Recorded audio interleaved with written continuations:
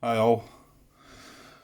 Right, back to the rest of the US action phase. I was just having a little glance over here what I finished up last night, and I'm starting to remember having this paranoia about about things happening up here. But uh, yeah, I'm not so sure you should think that deeply into this game because there is quite a bit of random what you're going to get. I like it. I like it like that because you just don't know what's going to happen. But whether I should be, I don't know. I mean, what I'm trying to put into place here, maybe get this unit back into here, get that little unit into there, is going to happen over the space of 2 or 3 turns. Or I did think, what was it? This guy could dash up here, couldn't he? He could make a 2 hex move into here, and that's in that route of advance as well, although it's not in the build. Oh, it's in woods. No, I think it's just bocage and buildings that would give him double strength. So yeah, to be honest, that's not ideal then, because if the other unit gets disrupted, he's the 6 strength one that would double to 12. Then this would only be sitting there with 6 strength, and it's 7 strength you need. Oh, of course, we do have that other little unit. What shape is he? A circle. So it'll be a circle, triangle, and a diamond. Oh, well, okay. Well, anyway, whether I'm putting too much thought into that or no, I don't know. But these are things that can happen. So, I mean, I've just said to you, if they do draw a green with an A in it, and it happens to be a triangle, then that's what that unit will do. He'll advance and knock that guy out. So right. Anyway, yeah, and I was just glancing before I moved on to the other side to make sure. I'd kind of maybe forgot that this guy he's now moved across. Now he can use action markers from either side. I think that's how it works. But because he's in this sector, he would have to activate with these guys. At least I think that's the case. 7 point. Oops, oh dear, ripping the rule book. It's a bit battered looking now. 7.22. A unit that you move across the east-west sector boundary as opposed to landing across the boundary may be considered part of either division. Yeah, okay. When performing actions. You may spend an action from either division's allotment to have the unit perform an action if an expenditure is required. Right, I don't know, the way that's worded, I mean, it's maybe not meant to go like this, but so he's in this sector, he belongs to the 29th, but he's in the 1st Division sector. So I can treat him as either division when I'm performing an action for him.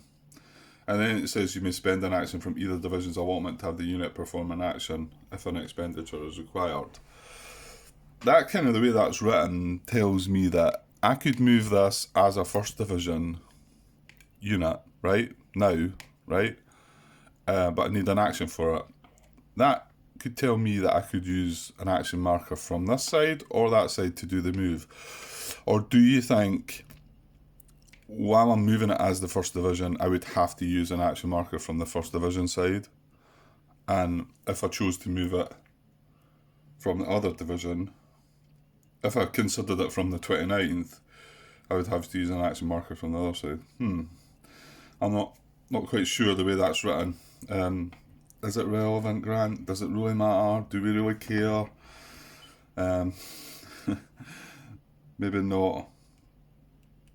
Yeah, so if I go across now and activate the 29th, I can consider that part of the 29th. And I think that then means I've got to use the 29th's action markers, surely. It's just the way it does have a sentence that says you may spend an action from either division's allotment to have the unit perform an action. But then, either division's allotment could be while you're activating them, you've got four. Well, I've got 3 actions. Well, I've got 4 this turn, but then maybe that's what's meaning I could use it just now as that allotment. Once I moved across the other side to move my units, that allotment's kind of not there anymore because we've used them, and then I would have to use actions. Yeah, I don't think it's awful relevant, Grant. I think you're trying to find things that don't need to be found. Right, I'm just going to settle with what we've got over in the east there then. I quite like the look of things. Like I say, that is a concern, that unit, if it was to advance, but we're trying to put something into place to defend against that. Okay, so across this side, right, that's me moved now, can't go back, right, so disruption coming off here, I think there's something else as well, isn't there? Yeah, the ranger that got hit, that was a bad one, because that means we're now sitting in that orange with not an awful lot we can do about it, but right, what to do first? Well, I'll tell you what, I think this we'll deal with first, because there's not really many options involved here. We did put this hero here, again it was a struggle for me to make the decision, but by all means let me know what you guys would have done, where you would have put that hero if you feel like it's an awful placement, or if there was better options. I'm sure it can be argued. I mean, the time, the first game that I played, putting them on the tanks, yeah, okay, I learnt from that. I still probably stand by my first placement on the tank, because it was on turn 2 and it was the very first event card, but the second placement on a tank was silly, yeah. Right, we'll not go back to that though. We've admitted we were wrong there. Okay, so yeah, I mean, if I'm going for this, which I feel like I still have to, we're still sitting in steady orange and red, then we're going to have to get the help of the tank, because our ranged infantry got disrupted. So let's just go for that. And like I say, that was the main reason I put the hero on, in case we're struggling for weapon. No, I think it's maybe silly. I just started thinking there, could I just go with the hero? But then what are we going to do with the tank? You know? I'm not really going to have any to do with him. Could have a random swipe at red, barrage swipe at red, but we're not ready to be. Well, that's maybe not the case. We might well be considering moving these guys across, I suppose. I think it's too risky though. I think we need to make sure that guy is disrupted, because if this did turn to be a 3, I mean, if it's a 2, that's fine, because he isn't getting enhanced. He's not in any terrain. So, as long as he is a 2, then I'm more than likely taking him out, because I've got double strength and I've got a wild card weapon. But if he's a 3, we're then...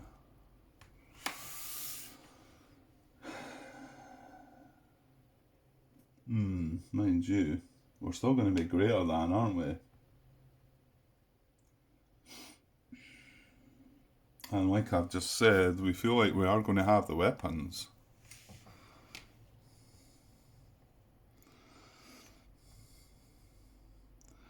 However, let's consider the fact he has maybe a mortar and a machine gun, or a mortar and demolitions, or a machine gun and a Browning. Any of the combinations, which are quite possible, I would think. I mean, we don't have a Browning based on the unit. So if he's got a Browning and demolitions, a Browning and a mortar, Browning and machine gun, then we're sitting with 4 against, and then we're praying it's a 2.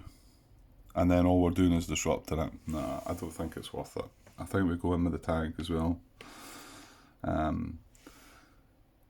actually, the tank's not bringing the brown in, is he? Yeah, I forgot about that. He's 4X's away. He doesn't bring the Browning or the machine gun. Yes. But at least that guarantees a disruption, yeah.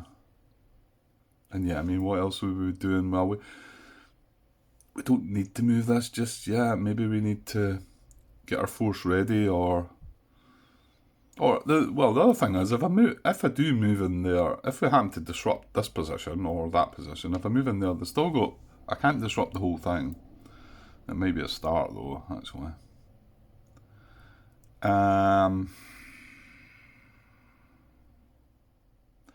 Nah, I don't think I can take the chance.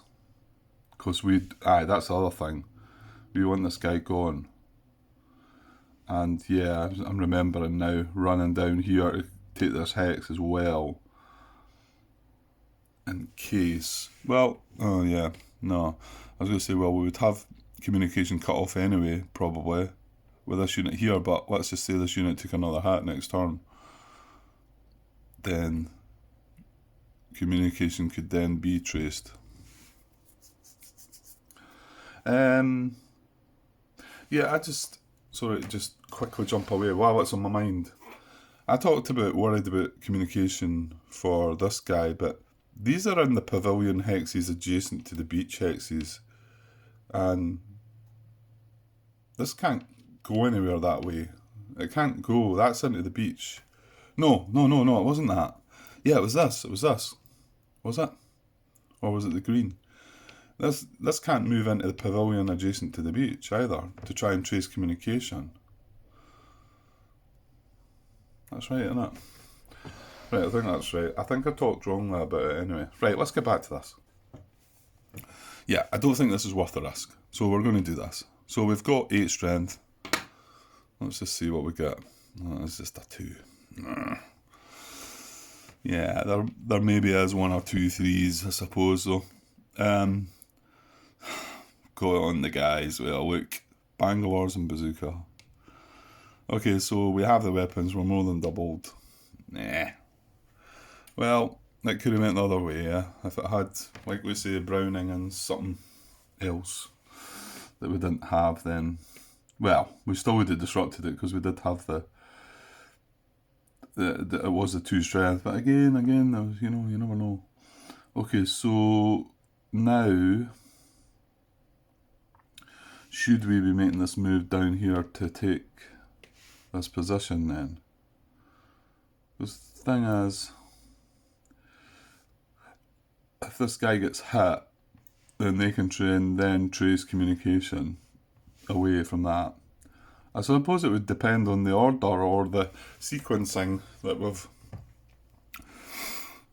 now become accustomed to.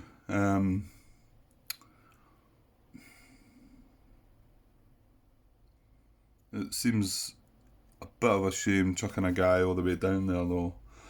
Ah, but hold on, I do need that. It's for the engineer base, isn't it? Where's the guy in here? He's a full strength one. He could have went along too, but... Oh, yeah, he's the one that Martin pointed out. I could have 2 hex moved him into here, which would have made sense, because, like he says, I'm not... Well, I did wonder about coming along here, Martin, but then I think I mentioned last night that I did forget maybe that we've got enough troops coming on here to go up the middle. So these guys that we do have here do want to come up this way, whether we're going to have a bit of go at red. I think that's probably what we are going to do, and then maybe go for the WM position up here.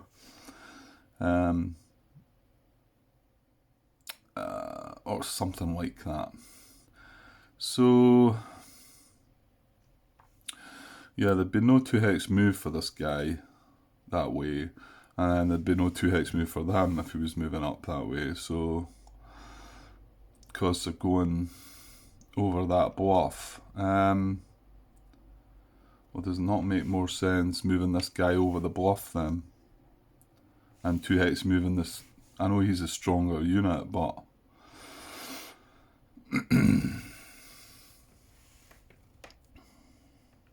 think I would like to occupy this hex just in case something was to go horribly wrong. Yeah, I think this does make slightly more sense, the fact that he's only able one move there, but if he 2x moves along to there, then once we've got the situation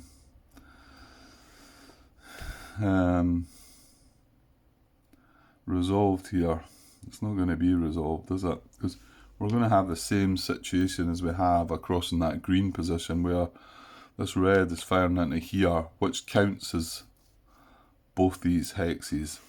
So we can't garrison these.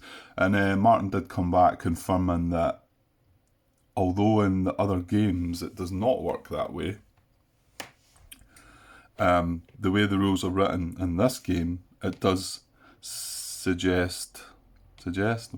does say that because this red is firing into here, it acts like there's a field of fire in this whole position. So we cannot garrison this hex, even though the red fire dot's just in here. It's part of the same position.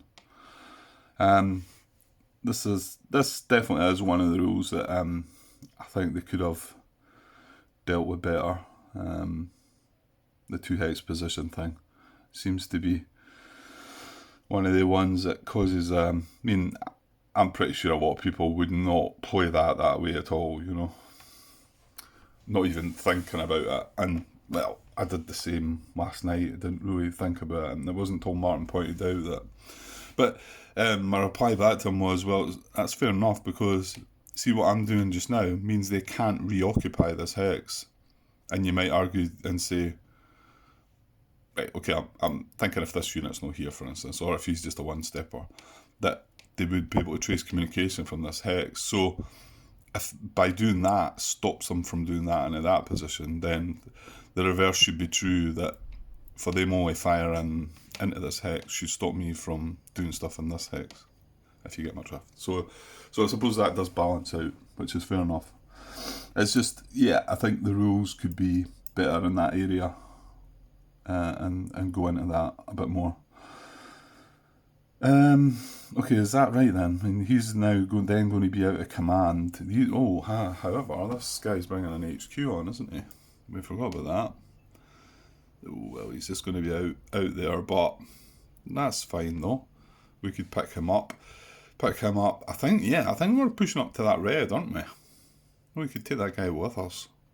I think we've got to try and tackle that red. Do we? It doesn't look very nice. Look at it.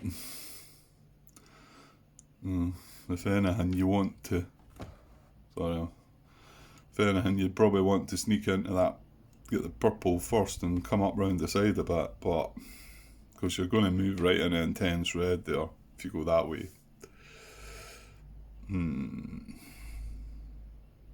But there's no point. This is what this force coming on is meant to be trying to do, come up the middle there. Whether we can hang around and wait, I mean there is a time track that moves along. And we're on turn 19, it goes up to 32, so that's still a good bit to go. But, you know, do we have time to clear all this up? This had built on all the depth. We do seem to have this under some kind of control, I guess you could say. Well, we're going to find out the depth. Or did we get the depth? No, we didn't. Yeah, because we didn't flank it, yeah. We do now, though, so we'll get to see the depth, I think. Unless I realise that it's a bad move, but no, I think so. Yeah,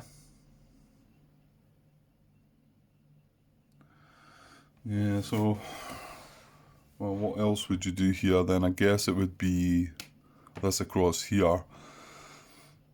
And then, yeah, here's the problem,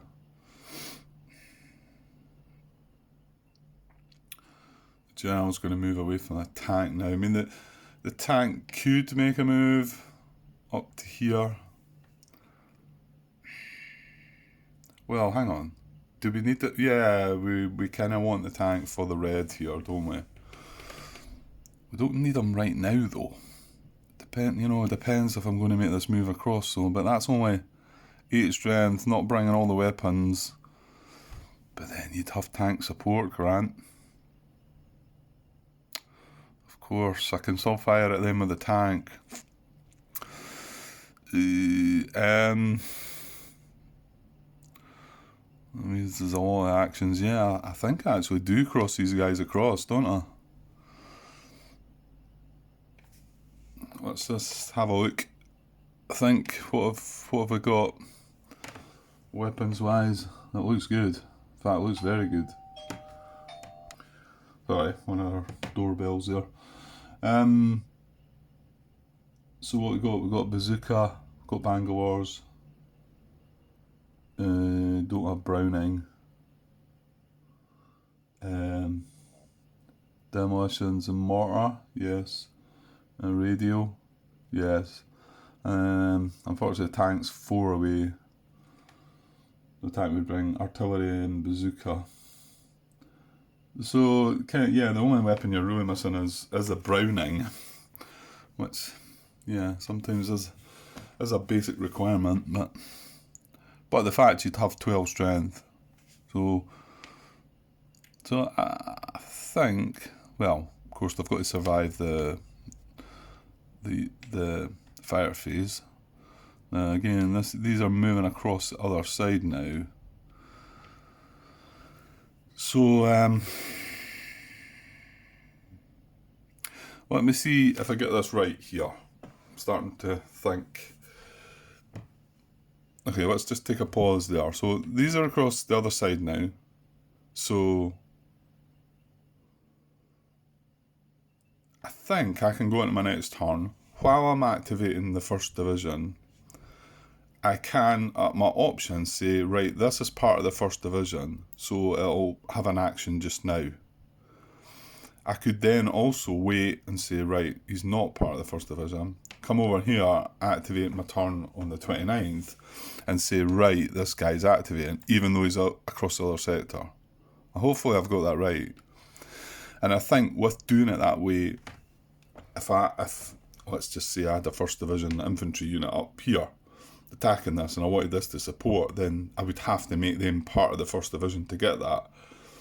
But if it was the other way about, like I'm wanting it, then I want the support from the 29th, so I've got to make sure they're part of the 29th activation to get the tank. That sounds like that's how it should work. Hopefully I've got that right, and just tell me that I've got it wrong if you see this. Quick, before I get on to the next turn. Yeah. The likelihood of me having that up before I've got there is probably low, but, well, you never know. So yeah, and the general's kind of... This is kind of annoying now, because I could have positioned this better. If I hadn't used the tank, I would have realised maybe make a move with it there. However, I didn't do that, so... It just feels like I've got to leave the general where he is, and he's not doing an awful lot now. Because I would want to make this attack next turn with tank support. So, yeah, I kind of have to leave the general where he is. Yeah, because he needs to be in command, doesn't he?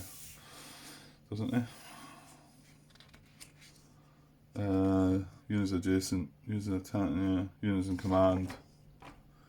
At least one attacking infantry unit is in command. No, that's not the case, yeah. Oh yeah, actually would have worked if we could have got the general to command him. But, general can move twice, Grant. No, but he can't move through...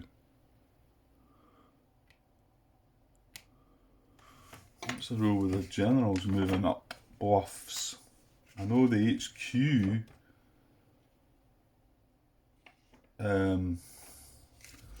didn't matter. Bluff, he could move 2 hexes across it, couldn't he, the HQ? Where are we?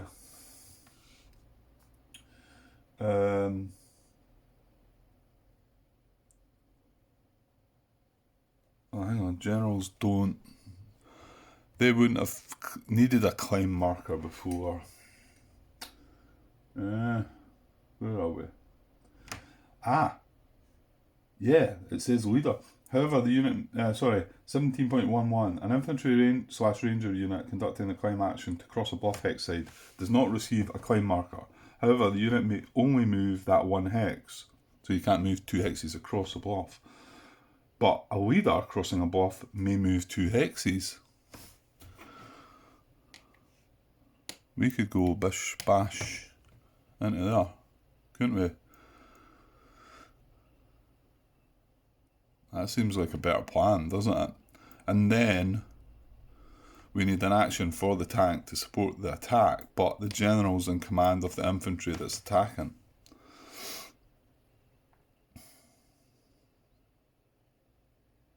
And then it's also given these a free attack and giving this guy a free move.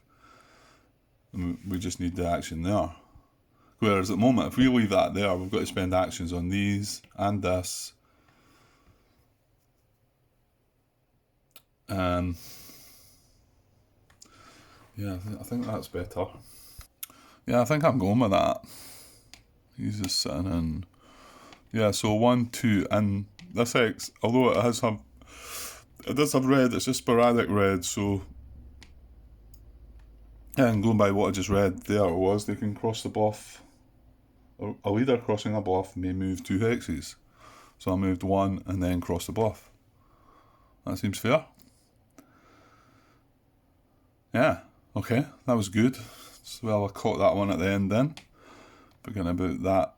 Just these little rules, the little things that could just make you realise, if I'd only done that. So, okay. I just noticed one, well, it could be a good thing, could be a bad thing. Both these guys are triangles. So, yeah, could be good or bad, yeah. If it's not a triangle, it's good. If it is a triangle, it's really bad. That's assuming it's red fire as well. So, okay, right, I think we can move on. So, yeah, why not deal with this? Because this is probably straightforward too. So this is getting double. And yeah, we're going, we need two actions here, don't we? Jeez. Didn't quite think about that. So it's just as well. Well, however, we've still got three actions left, but normally we would just have the two left. But looking elsewhere, nothing else needs an action. He's a hero and they're all in command, so no issues there. Right, but I think we're having to put everything into that, aren't we? I think we're having to just let this go again. I mean, we can get around to that. This is more dangerous. So, yeah, they're all fours, aren't they? And we've got a hero. So we've got a 16. We'd have 16 strength, possibly 17. If we needed, well.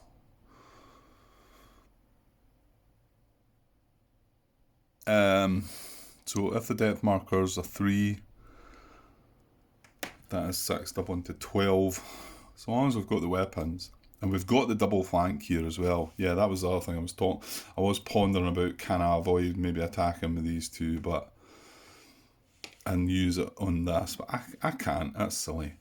We've also got this guy shut off to withdrawal, and there's no blockage hex there for him to like sneak through. So yeah, this is I think it's a no-brainer. So action here to attack. Action here for these two guys to attack. The hero attacks. We're going to stomp on you for 16. Right, so we have 16 strength against his 6, and we possess the weapons. So let's see what the depth marker is.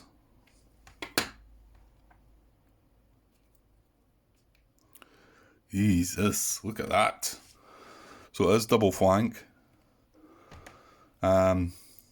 So 6. So we have 16 against 12.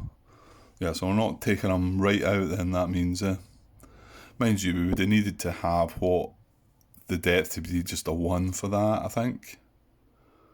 4, 8. Yeah, we need the depth to just be a 1.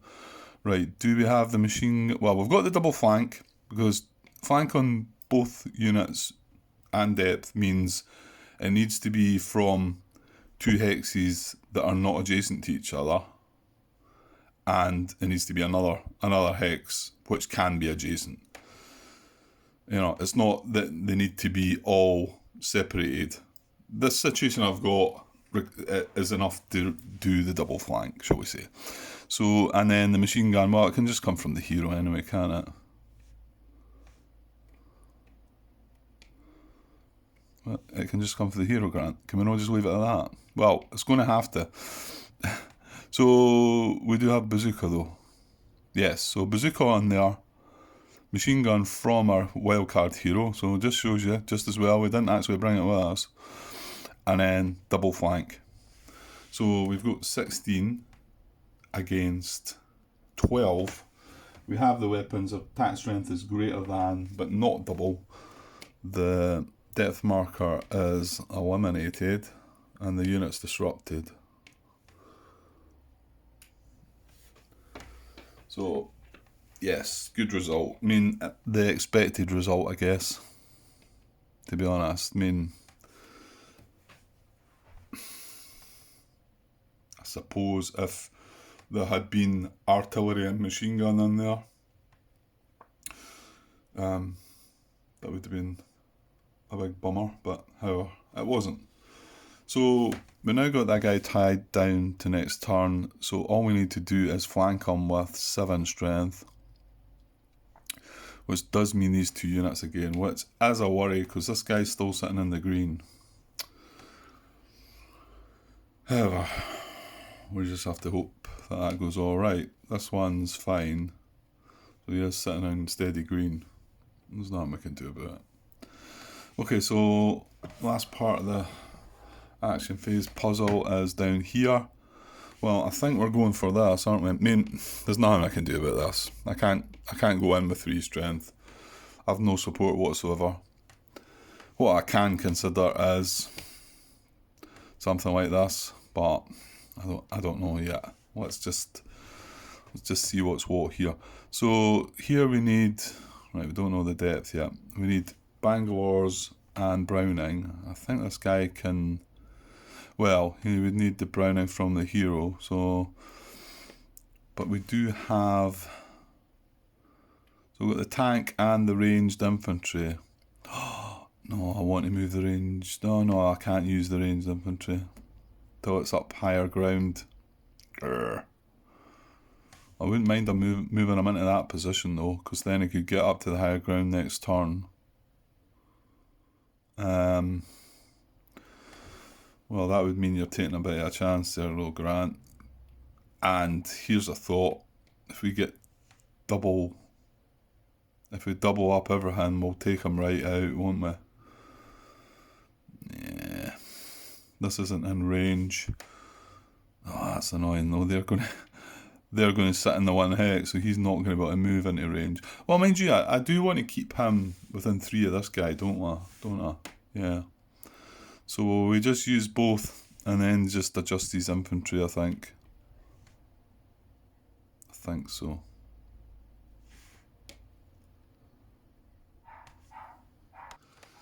Yeah, I was swithering there again about maybe just using the ranged infantry and then manoeuvring the tank, but I don't think so. I don't think I will.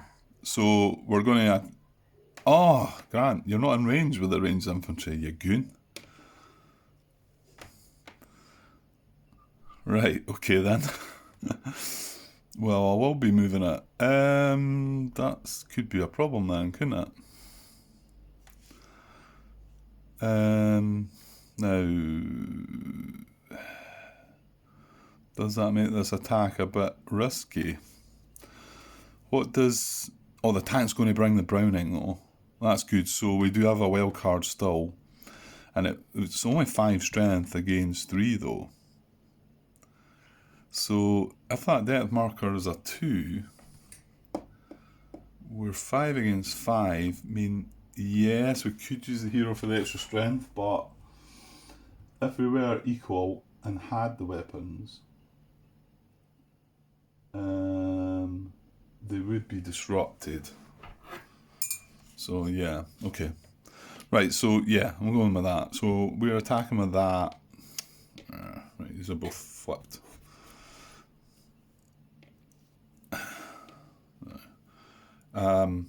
And we're attacking with the 2 strength tank that's in command of the HQ. Oh, he's full strength. Don't do that, Grant. Don't reduce them when you don't have to. Yeah, that's right, yeah. So we're attacking for 5. The tank brings a Browning. The unit has a Bangalores. So we have 5 against 3. We have the weapons. We're greater than. It's only a 1. That should be good. Well, we can just use the. Don't have demolitions. We use the hero. Does that mean we?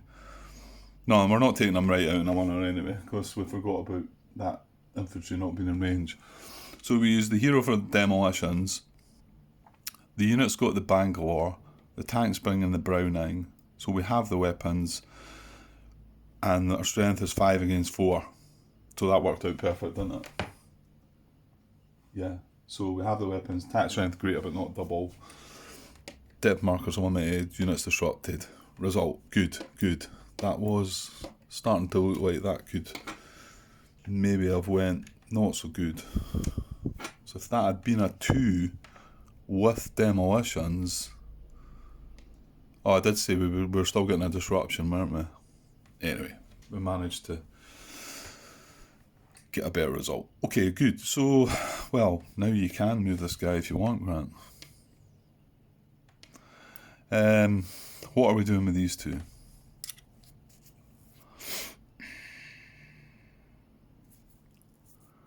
I don't know.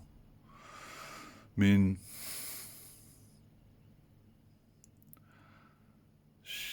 well, the one good thing is that this is a circle and this is a diamond, so if orange does fire next turn, it's not taking them both out.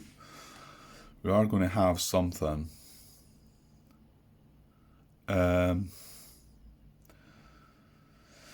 Yeah, I mean, getting this ranged infantry up there would be great. Oh, that sits in steady orange as well, mind Grant. So if orange fires, it's definitely hitting one of them. Because they're all different. Yuck. Maybe we do want to put this up in intense orange. Ooh. Let me think. Yeah, just going to interrupt the things there for a second. It's something I noticed when I was watching the playback, and I'm just so worried this one's going to catch me out. And I've talked about it before, the resupply action. We had double purple with an R on the fire card in the west, and if you recall me talking about a single purple position in that case could still activate the resupply action, because what it does is it builds a depth, and it's this unit here I'm talking about. And I'm just going to have a really bad habit of looking at that. I've got to get into my head, if it's the R action, I need to consider the fact it could still work on a single position if it's showing the double on the card, because this would build depth, and then, you know, the resupply is build depth. That turns it into a depth position, if you like, and then it can do its thing. I was just looking back over it, and it says it has to be an occupied reinforcement position with US units in its field of fire. So I don't think it did have. No, it didn't. But I just remember looking back and thinking, that's just a 1. And of course, I've just seen double purple. Right, that's not playing. It's not playing. It's not double. So let's forget about it. Really going to have to stay switched onto that, or I'm going to miss that one. And I'd be very surprised if I was the first person to ever miss that one as well, because that just feels like so easy to do. Okay, getting back to, oh yeah, this was, I just thought here, because this unit I took a hat, is now white. He's now white and doesn't control the hexes round about him, so this can actually trace communication. Nothing we can do about that, unfortunately, as well, but that is something to concern as well, because that could reinforce. Okay, so I'm thinking you're telling me to make this, to do this. I get the feeling you're telling me to do that. I mean, where else am I going to put him? I mean, this other guy, he could move up the draw into here. You can't 2-hex move because that's steady orange.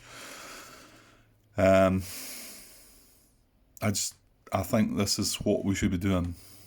I hate moving into intense colours, but I think you just have to do it. I mean, you've not got tanks up. Well, we couldn't barrage this anyway. We've got to reveal it. So you've just got to take these chances. I don't think I can sit about and wait until this unit gets up on the high ground to help fire. You know, that would be great, but so I think this is a move here. That move to there. The ranged infantry into there, so that then next turn, well, two things he can do if need be. He can support the fire here, or he could just climb up this bluff. And then I think this other unit, infantry unit, should just move up the draw, I believe.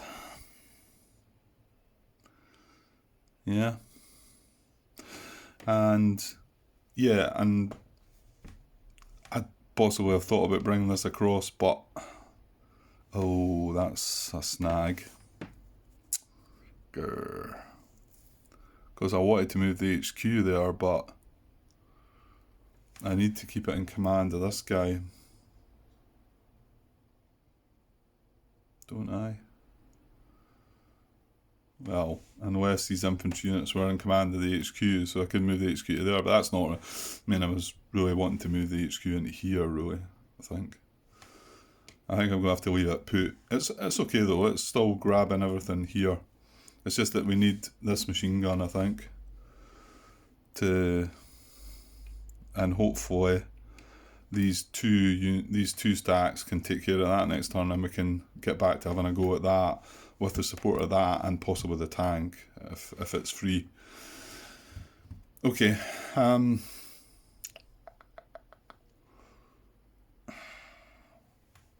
We still have one other action. We still have this guy. Let's start to wonder about that. It doesn't block his communication or anything anyway. Nah, possibly be an infiltration move. I don't think we should do anything with that. Nah, I think we're done. One action left over, but everything's moved apart from the HQ, this ranger, and this little guy here. I think everyone else is, well, and the anti-aircraft, but I want to keep him within range of 3 of that. So, and he can't cross the seawall yet. Okay. Well, that was pretty good again. I think I'm happy with how things went there. Yeah. I mean, not sure about this, but I mean, if orange fires, yeah.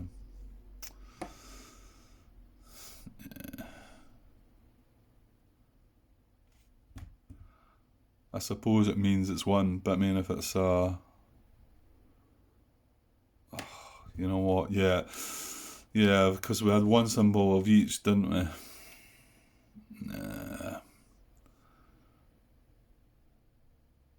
I think we'll have to do it. I think it's a chance. We're just, again, it's one of these ones you're going to draw the fire card and hope orange isn't on it. So we had orange on it at that time, so hopefully it's going to pass by next turn. Right, I'll clear everything up there and we can look at the final picture. Okay, there we go. Cards discarded, phase marker back, on to turn 20.